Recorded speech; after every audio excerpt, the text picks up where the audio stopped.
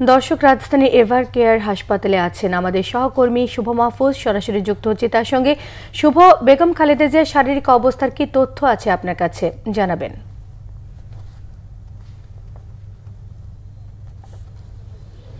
শোভা, বেগম খালেদা জিয়ার শারীরিক সর্বশেষ অবস্থা হচ্ছে বিকেল 2:45টার দিকে তার বড় ছেলে বিএনপির ভারপ্রাপ্ত চেয়ারম্যান তারেক রহমানের সহধর্মিণী ডাক্তার জুবাইদা রহমান এখান থেকে বের হয়ে গেছেন। তার আগে তিনি 11টা 52 মিনিটে বিমানবন্দর থেকে সরাসরি এবার কেয়ারে এসেছেন। এসে তিনি বেগম খালেদা জিয়ার যে চিকিৎসারত যে মেডিকেল বোর্ডটি রয়েছে তাদের সাথে তিনি বৈঠক করেছেন। বৈঠকে তারা তাদের থেকে দিক নির্দেশনা নিয়েছেন এবং তিনিও যেহেতু একজন চিকিৎসক, তিনিও দিক নির্দেশনা দিয়েছেন।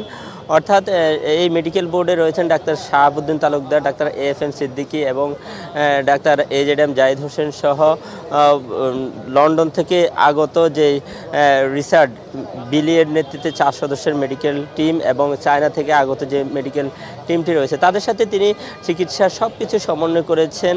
অর্থাৎ তাকে তার এখন যে শারীরিক অবস্থা থেকে কীভাবে আরও উন্নতির দিকে নিয়ে যাওয়া যায় সেই বিষয়গুলো সমন্বয় করেছেন। এরপরেই বিকেল 2:45টার দিকে তিনি ধানমন্ডিতে তার মায়ের বাসায় চলে যান। এখান থেকে আমরা জানতে পেরেছি তিনি হয়তো রাতে আরেকবার আসবে এখানে।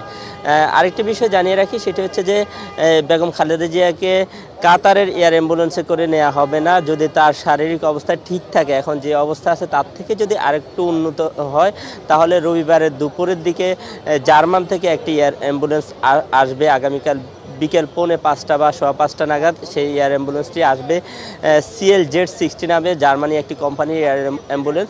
সেটিতে করে আগামী পরশু অর্থাৎ রবিবার দুপুরের দিকে বেগম খালেদা জিয়াকে লন্ডনে নিয়ে যাওয়ার একটা পরিকল্পনা রয়েছে। তবে সেটি নির্ভর করবে সম্পূর্ণ মেডিকেল বোর্ডের পরামর্শের আলোকে। মেডিকেল বোর্ড যদি তাকে নিয়ে যাওয়ার মতো বলে তাহলে নিয়ে যাবে। শুভ, আপনাকে অসংখ্য ধন্যবাদ। পরবর্তীতে আপনার সঙ্গে আবারও যোগাযোগের চেষ্টা করব।